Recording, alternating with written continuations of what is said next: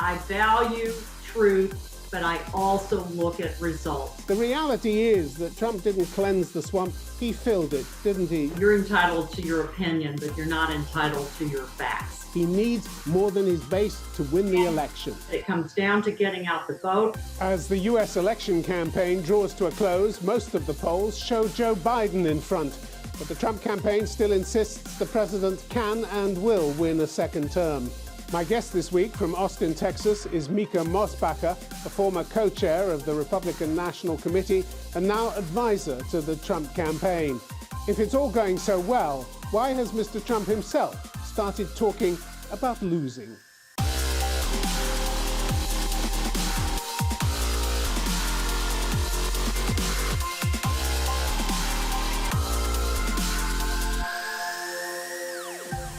Mica Mosbacher, welcome to Conflict Zone.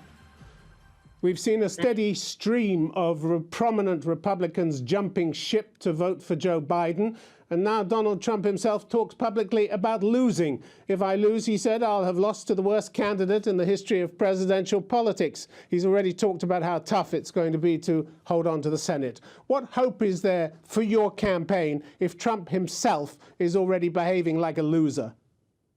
Well, I don't think he is. He's a fighter, and he's continuing to fight for the American people. Certainly is outworking and outperforming Biden, for example, with 3+ rallies a day, sometimes speaking 80 minutes at a time. In Nebraska, for example, this past week, 25,000 people. He's been in Florida. Thousands of people are turning out to hear the president's messaging. You referred to the Democrats, and sorry, you referred to the Republicans that have jumped ship. I presume you're talking about the Lincoln Project, for example, which its founder, Rick Wilson, is a moderate and did work for President Bush, as well as the co-founder, John Weaver, who worked for Kasich. Well, not just them. There are plenty of people, and he's been attacked in the last few days of the campaign, hasn't he, by senior members of his party. That just doesn't happen in a united party, does it? And certainly not among the Democrats. So your party's in a mess, isn't it? Well, first of all, so are the Democrats. But secondly, let me answer your question. There are a number of Republicans that are establishment Republicans, and they are not voting their values, for example, because Republican values are smaller government, fewer regulations, pro-life. So in a way, they've kind of betrayed the party. Secondly, I was establishment. My husband served as Secretary of Commerce under Bush 41, and I did some soul searching in 2016, and I looked at the field of contenders, including Jeb Bush, and I realized that an establishment candidate could not win in this country. We were looking for a disruptor, a person that would throw a hand grenade into the swamp, and it came down to Senator Ted Cruz, my senator from Texas, as well as Donald Trump. I understand that, but he's even having Republican senators turning on him in the last few days of the campaign. Harshest criticism came from Republican Senator Ben Sasser.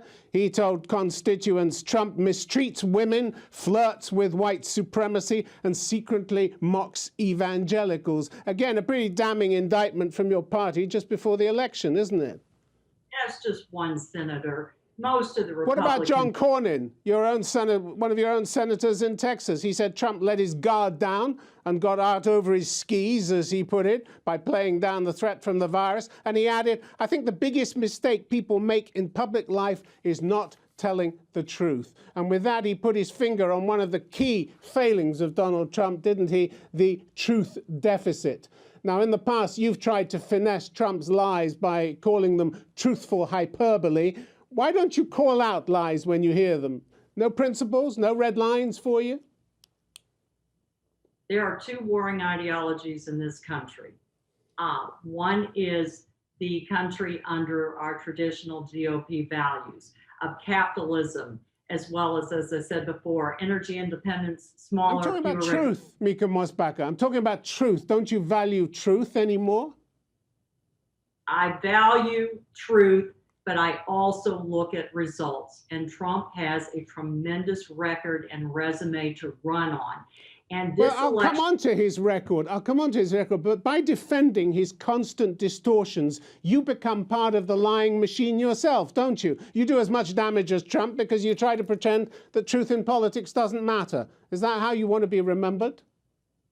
that is all hat and no cattle sort of argument.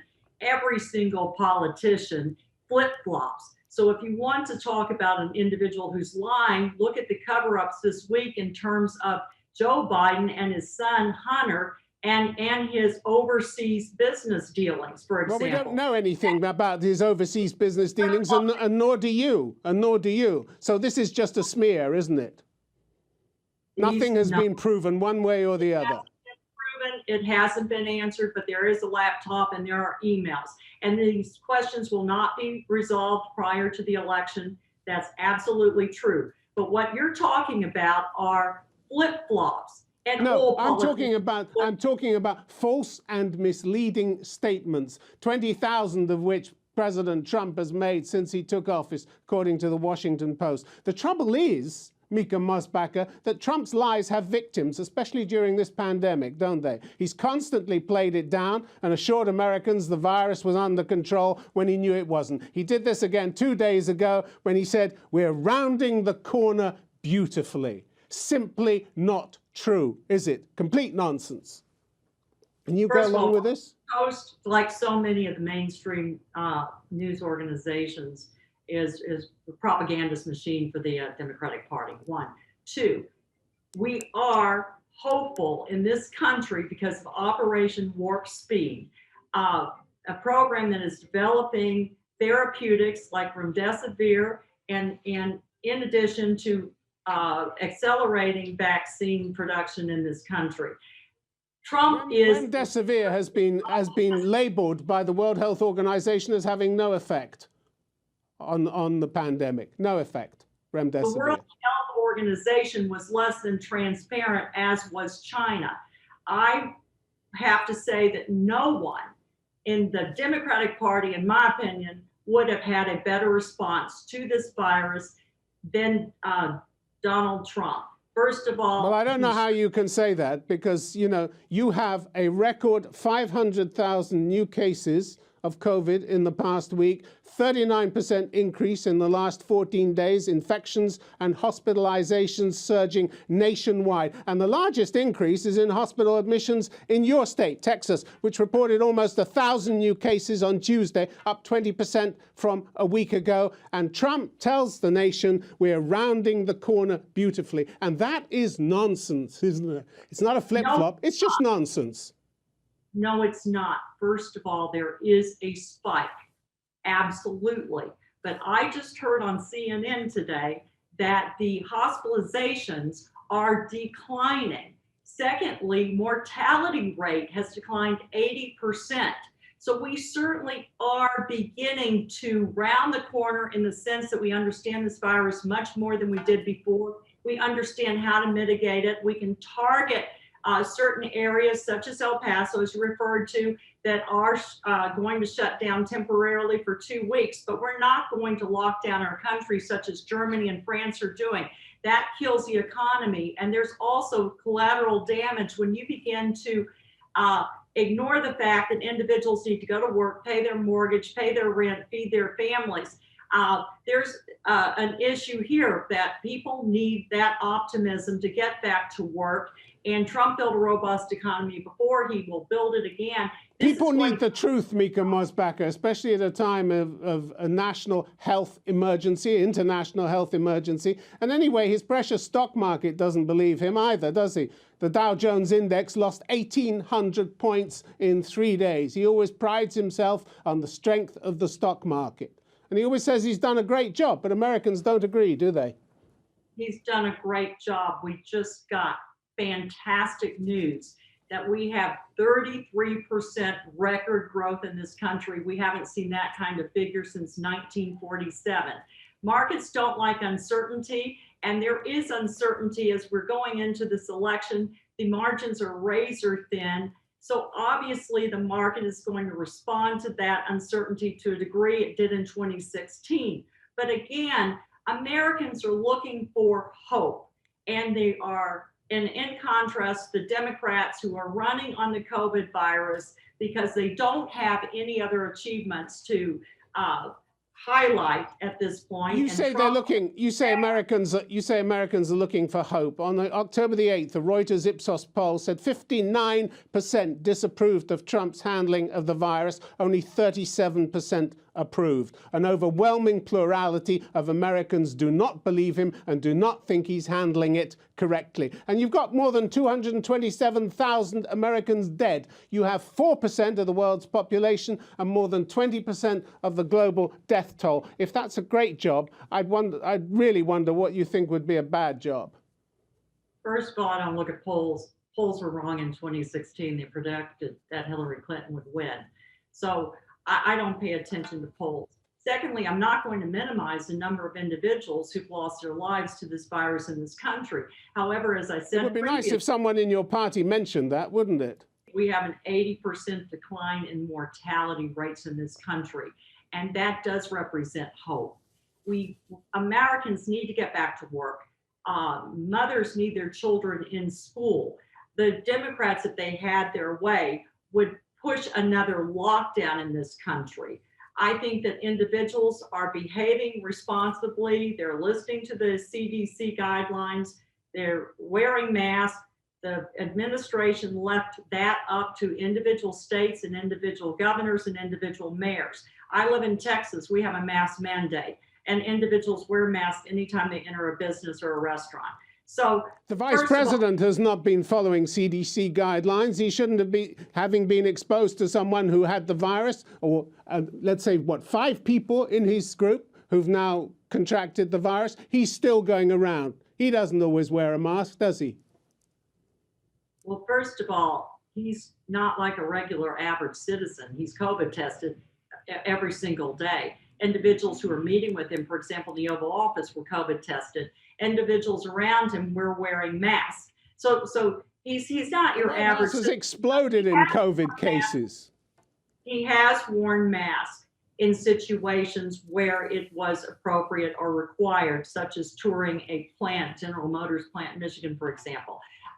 The White House, since they have had this outbreak with this virus, has certainly has even more stringent requirements now. More and more individuals are wearing masks in meetings. And Vice President Pence wears a mask, socially distancing, takes it off only when he's speaking. The president, when he's speaking to rallies, is a football field away practically from his supporters. So I think that they behaving very responsibly. Masks in this country become almost political. At times, I feel that Biden is wearing a mask just as a prop.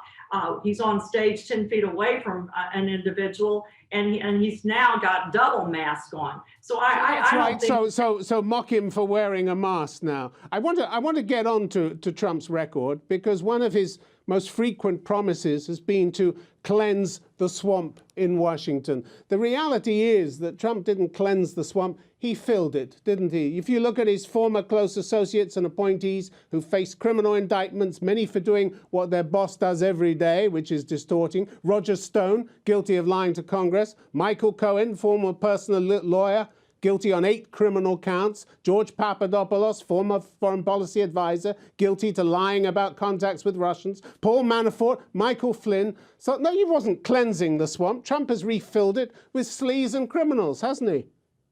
No, absolutely not. I mean, and each individual, for example, Flynn, that is not all said and done. That's still an ongoing case. So we can't charge him as guilty until that's been resolved.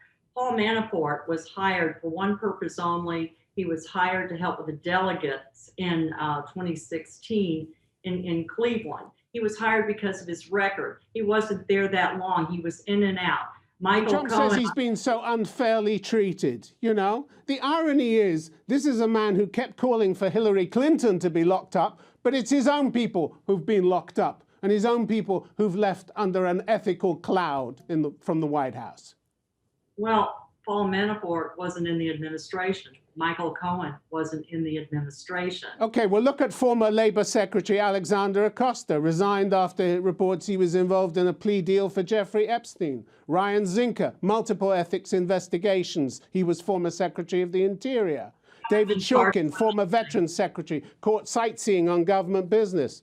Tom Price, Health and Human Services, resigned after a scandal over his use of private planes. What a collection in your swamp. What a collection in the swamp that Trump created, isn't it? Well, Look at I the think list. The facts speak for themselves, Mica Mosbacher. Yeah, you're entitled to your opinion, but you're not entitled to your facts, because there are a number of individuals that are highly ethical, that are in this administration, that are doing a great job, and that are above reproach. Be it our U.S. Secretary of Treasury, Steve Mnuchin, be it our Commerce Secretary, be it other individuals like Betsy DeVos that are in the cabinet, that are upstanding people. Every single administration has had some share of scandals. This is a lot. This is a lot. And particularly scandal surrounding the president. You have a president who even misused the finances of his own foundation, used it as a personal checkbook. Last year, he was ordered to pay $2 million in damages to charity for misuse of his foundation's money. Pretty sleazy behavior for the president of the United States, isn't it? Tim, his base is sticking with him. And we're in the middle. We're a few days away. You don't comment on this. Do you not believe this is pretty sleazy behavior? To misuse the funds of your own foundation? No? You just brush over it as if it's nothing. I'm not getting into the weeds with that. The people are going to I know it's not something you want to talk about, but it's a fact. He had to pay $2 million in damages. He called it a hoax, but his lawyers had to admit that he had misused his funds in court. The people are going to decide this election. And we have equal scandals on the side of Biden, some cover-ups, also things that have not also come totally out in terms of his son's business dealings overseas. So first of all, I'm throwing that out. I'm focused on this election and who I feel can win. And I believe that President Trump's base is sticking with him. I know that it comes down to getting out the vote, which is why he's barnstorming at these rallies this week. We have momentum and enthusiasm on our side. We have the largest ground game in the history of the Republican National Committee, and I've been involved with them for years. We have 2.5 million volunteers. We made 150 million voter contacts. I know, he needs more than his base, though, doesn't he? He needs more than his base to win the election.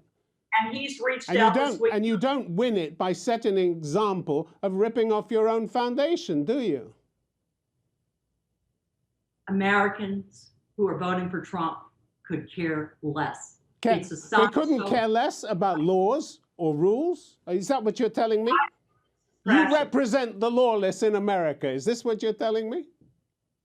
I represent a president that the people elected fair and square, who I believe will serve a second term in this country, who represent policies that are my values: platform of smaller government, energy independence, the fact that we don't have to rely overseas, the fact that he slapped China with tariffs, the fact that he is able to have this incredible Middle East agreement between Israel and the United Arab Emirates, which is something that has been completely glossed over by the media. He has done so many things in terms of building the economy, record unemployment for Latinos, for Blacks and women. He's done more for Blacks. Speaking of independence, he's done more for Blacks, who are many walking away from the Democratic Party because they feel that with his criminal justice reform, First Step program, and also the fact that he has created economic opportunity zones for individuals to have capital for small businesses, that means something to the Black population. It means something to Latinos. There's 31 million Latinos who vote, who are eligible to vote. And with Trump's plan of reaching out to Latinos in Texas, for example, in Arizona, which is a very important state, in Florida. I feel that those individuals will come over to Trump's side because at the end of the day, people care about kitchen table issues. They do not care about Michael Cohen, who is not in the administration, Paul Manafort, who's not in the administration. They care about results and they care about their personal security and how that's going to affect them.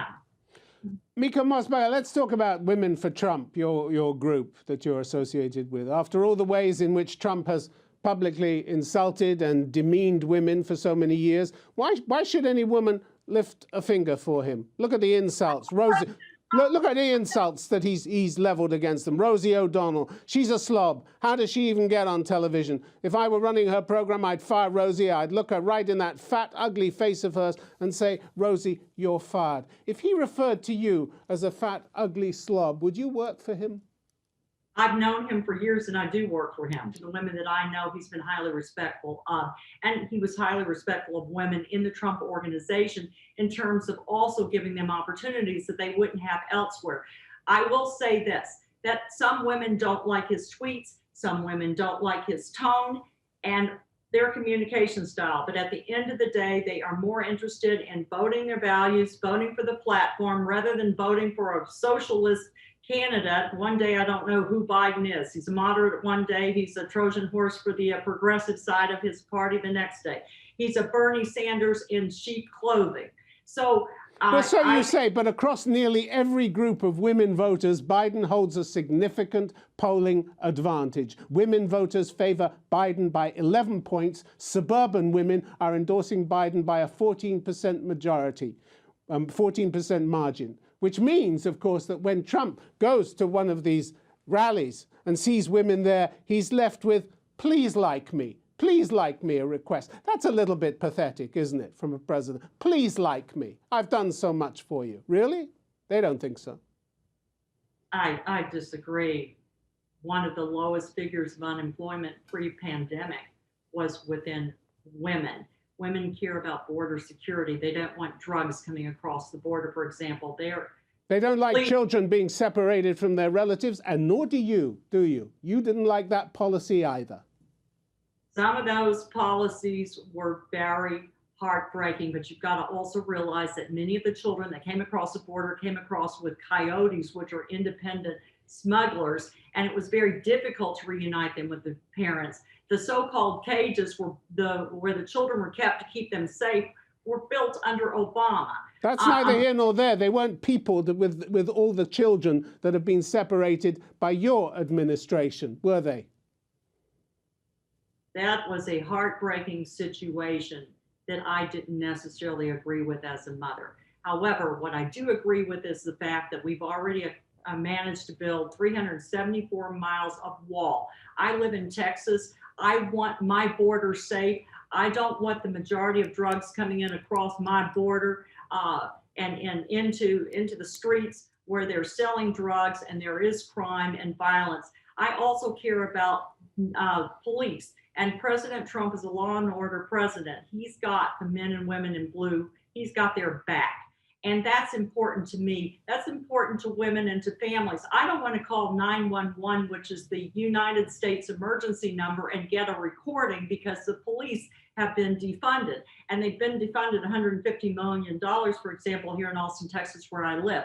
So police unions, for example, are now supporting Trump, not Biden. And normally many break for a Democratic candidate. So President Trump must be doing something right. Let me just go back to the large numbers of people who used to stand for Republican voters, used to stand for Republican values, the people we've seen, former national security personnel who now vote for Biden and have decided to leave the Trump campaign behind. How can your party afford to lose people of honor, people who have given a lifetime of honorable service to the government? Do you really want to lose those people the way you have? We haven't lost them. We've lost establishment Republicans, so-called rhinos, who don't vote their values. We haven't lost those individuals. They think you've trashed. They think Trump has trashed the values of the Republican Party. He has his results. his results have been staggering. He's done more in 47 months than Biden's done in 47 years. Again, foreign policies, less dependency on China, holding China accountable for intellectual property theft, for example, and telling Xi Jinping it's okay to lock up 1 million Uyghurs. He said that wasn't a bad thing to do. That's great. He's also held our allies in NATO accountable so that no longer is America the world's piggy bank. 23 out of 28 of our allies were not paying their fair share, the 2% standard. So he's held them accountable. Again, these policy decisions are what make our party strong. And at the end of the day, individuals are going to vote for policy and platform and Republican values. Mica Mosbacher, we're running out of time. We have to leave it there. Thank you very much for being with us. Thank you.